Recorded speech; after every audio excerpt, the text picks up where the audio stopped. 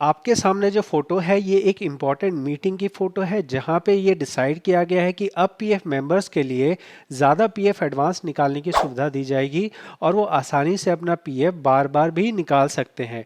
क्या है पूरी जानकारी इस वीडियो में हम जानेंगे। मेरा नाम सागर है, मैं एक पीएफ कंसल्टेंट हूं। मैंने इसके बारे में ऑलरेडी आपको 2 वीडियो बना के दे दी है। अभी के लिए मैं आपको इसे समराइज करूंगा। यहाँ पे कुछ नए पॉइंट नज़र आ रहे हैं जो मैं आपको दिखा रहा हूँ। 7 नए अपडेट जो आपको जानने चाहिए पीएफ के मेंबर होने के नाते। और भी चेंजेस आए हैं वो हम अगली वीडियो में देखेंगे, लेकिन पहले हम शॉर्ट में इन 7 पॉइंट्स को देख लेते हैं। क्योंकि जो मैंने पहले बताया था उसके अंदर हिंदी में इंग्लिश में बताया था।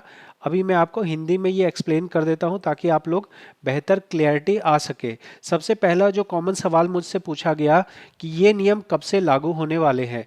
तो जो मीटिंग हुई है, मीटिंग का प्रॉपर एक ऑफिशियल डॉक्यूमेंट निकलता है। उस ऑफिशियल डॉक्यूमेंट में 10-12 पेजेस होते हैं। उन पेजेस के अंदर लिखा रहता है कि ये कब से अप्लाई होगा। तो आप मान सकते हैं कि ये नियम, नए नियम अप्लाई होने में 1 से 2 महीने या फिर 1 से 6 महीने तक का टाइम लग सकता है। तो आप मान के चलिए कि मैक्सिमम जो है आपको इंतज़ार करना पड़ सकता है 6 महीने का। बहुत सारे लोग अभी जो पुराने सिस्टम है उसके अंदर उनका कोई भी एडवांस निकालना नहीं बन रहा है। जैसे उन्होंने हो सकता है कि अभी जो है पूरा एम्प्लॉय शेयर निकाल लिया है, अभी उनका एम्प्लॉयर शेयर में बैलेंस है। तो ये नए नियम कहते हैं कि अब आप एम्प्लॉयर शेयर से भी पैसा निकाल सकते हो। आप लोगों को इस नए नियम के लागू होने का वेट करना पड़ेगा, तब आप अपना एम्प्लॉयर शेयर भी निकाल सकते हैं। मैं बहुत सारे लोगों को जानता हूं जिनका एम्प्लॉयर शेयर में ही पैसा पड़ा हुआ है और वो मजबूरी में अपना पैसा निकाल नहीं पा रहे हैं। ठीक है, तो हम फटाफट जान लेते हैं कि वो 7 बड़े बदलाव। सबसे पहला बदलाव किया जा रहा है, निकासी की सीमा बढ़ी। जैसा मैंने अभी बताया, पहले एम्प्लॉय शेयर ही होता था, अब एम्प्लॉयर शेयर निकाल सकते हैं। पहले हम सिर्फ घर बनाने के नाम पे ले सकते थे, अब हम इलनेस पे भी एम्प्लॉयर शेयर को निकाल सकते हैं। हम एजुकेशन पे भी एम्प्लॉयर शेयर को निकाल सकते हैं। तो हमें ऑलमोस्ट जो है वो एम्प्लॉयर शेयर निकालने की सुविधा बढ़ गई। लेकिन यहाँ जो 100% कहा जा रहा है, ये 100% गलत है। 100% नहीं है, एक्चुअल में ये बोला गया है कि 25% तो आपको बैलेंस रखना ही पड़ेगा।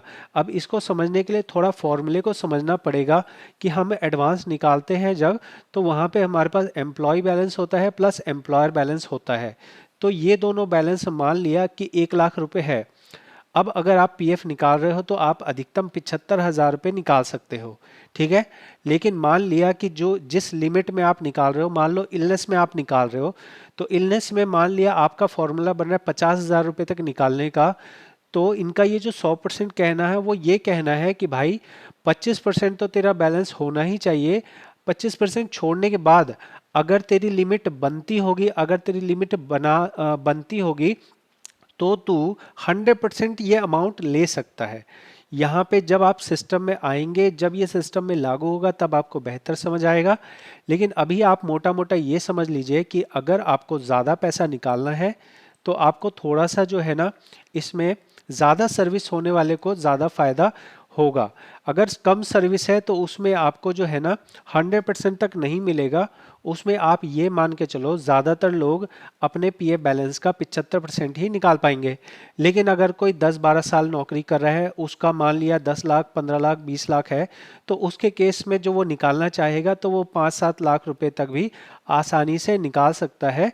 उसको 100% वाली कंडीशन उसके लिए फायदेमंद होगी। ठीक है, अगला पॉइंट जो है वो है शादी और शिक्षा के लिए। तो आप लोगों को पता होगा कि पहले जो है ना, शादी और शिक्षा दोनों का मिला के 3 बार आप अप्लाई कर सकते थे। मतलब क्या हुआ, मतलब ये हुआ कि पहले मैं मान लिया मैंने एक बार एजुकेशन के लिए ले लिया, एक बार मैरिज के लिए ले लिया, एक बार एजुकेशन के लिए ले लिया, तो अब उसके बाद मैं दोबारा नहीं निकाल सकता था इन तीनों रीजंस में से किसी भी एक रीजन के लिए। लेकिन अब क्या कर दिया गया है, टोटल जो है एजुकेशन के नाम पे 10 बार और मैरिज के नाम पे 5 बार निकाल सकते हो। तो जहां पहले हमें टोटल में 3 बार का ऑप्शन मिलता था, अब वो टोटल 15 बार का ऑप्शन मिल गया है और हम बार बार इस वाले ऑप्शन से पैसा निकाल सकते हैं। समझ में आया? ये बहुत ही बड़ी चीज़ है, बहुत ही अच्छी चीज़ है जो आप लोगों के केस में यहाँ पे हुई है। अगला पॉइंट बोला जा रहा है सर्विस अवधि घटाई गई। तो यहाँ पे ये फायदा भी है और नुकसान भी है। ज़्यादातर लोगों के लिए ये फायदा है क्योंकि पहले घर बनाने के नाम पे 5 साल और मैरिज और एजुकेशन के नाम पे 7 साल की चाहिए होती थी सर्विस, लेकिन अब इसको घटा के कर दिया गया है 1 साल। लेकिन यहाँ पे ये भी समझना होगा कि जब इलनेस में पहले हम 6 महीने की नौकरी की है हमने, तो हम इलनेस में हम 6 महीने में भी निकाल सकते थे, 1 महीने में भी निकाल सकते थे, 2 महीने में भी निकाल सकते थे। लेकिन अब कोई भी मेंबर 12 महीने से पहले कहीं भी अपना पीएफ नहीं निकाल सकता। मान लिया कि वो पहले किसी कंपनी में काम कर रहा है, दूसरे किसी कंपनी में काम कर रहा है, तो मेरा ये मानना है कि यहाँ पे 12 महीने की सर्विस जो है वो दोनों को जोड़ के बनेगी। अगर इसने इसे ट्रांसफ़र यहाँ कर लिया तो इसकी सर्विस और इसकी सर्विस, दोनों सर्विस मिला के 12 महीने से ज़्यादा होगी तो आपको निकालने का अलाउड होगा। ठीक है, अगला पॉइंट 4 नंबर पॉइंट बोला जा रहा है, जहाँ पे लिखा है कि विशेष परिस्थितियों में निकासी। तो जो भी आलतू फालतू के ऑप्शंस रहते थे, जैसे natural calamity, shutdown of company, physical handicap, इस तरह के जितने ऑप्शन रहते थे, इन्होंने कहा भाई 99% तो हमें ये फॉर्म रिजेक्ट ही करने होते हैं, तो हम ऐसा करते हैं कि इन सबको एक स्पेशल कैटेगरी बना देते हैं। अभी इन्होंने स्पेशल कैटेगरी में अमाउंट कितना दिया जाएगा वो बताया नहीं है, लेकिन ये जल्दी ही इसको डिसाइड कर देंगे कि कितना अमाउंट आपको देना है। ठीक है, 4 पॉइंट समझ गए। अगला पॉइंट जो यहाँ बोला जा रहा है वो वही है, 25% और 75%। मतलब 75% आप निकाल सकते हो, 25% आपको बैलेंस रखना ही होगा।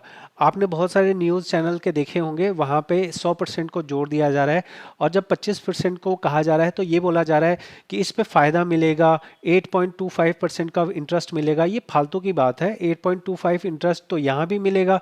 तो ये ज़बरदस्ती का ये कह रहे हैं कि भाई अगर हमने सबको निकालने के लिए दे दिया, 100% निकालने के लिए दे दिया, तो कोई भी आदमी उसमें बैलेंस छोड़ेगा ही नहीं। तो कम से कम 25% तो उसका बैलेंस रखो कि आदमी बेरोजगार हो जाए, आदमी का काम छूट जाए, तो उसके पास कुछ तो पैसे हो रखने के लिए।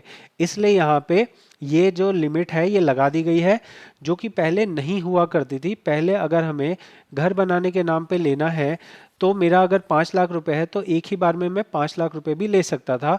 लेकिन अब मैं अधिकतम जो है वो 25% को मेरे को छोड़ना ही पड़ेगा। जहाँ पे मेरा 25 पंचे जो है 75 होता है, तो 75,000 छोड़ना पड़ेगा। मैं अधिकतम 4,25,000 ले सकता हूँ। तो ऐसा बहुत कम लोगों के केस में होगा। जब जो बड़ा अमाउंट होता है ना, जिनका मान लो मैं अभी अप्लाई करने वाला हूँ, ये वीडियो जब बना रहा हूँ इसके बाद मुझे एक पर्सन का अप्लाई करना, उनके 36 लाख रुपए हैं। तो अगर मैं आज के दिन में अप्लाई करता हूँ तो मैं उनका 100% अमाउंट निकाल सकता हूँ। लेकिन इस नियम के आने के बाद में मैं सिर्फ उनके 36 लाख का 75% अमाउंट ही निकाल सकता हूँ। तो ये कैसे डिसाइड होगा? ये डिसाइड होगा सैलरी के बेस पे इनटू जो नंबर ऑफ मंथ्स होते हैं उसके बेस पे। तो आज के दिन में तो मैं उनके 36 लाख निकाल सकता हूँ, लेकिन इस नियम के आने के बाद सिर्फ और सिर्फ मैं 75% ही ले सकता हूँ। अगला पॉइंट जो है ये फालतू का है, यहाँ पे बिना डॉक्यूमेंट के बोला जा रहा है। तो मैं आपको जानकारी दे दूं कि 10 साल से ज़्यादा से कोई भी डॉक्यूमेंट नहीं लिया जा रहा है।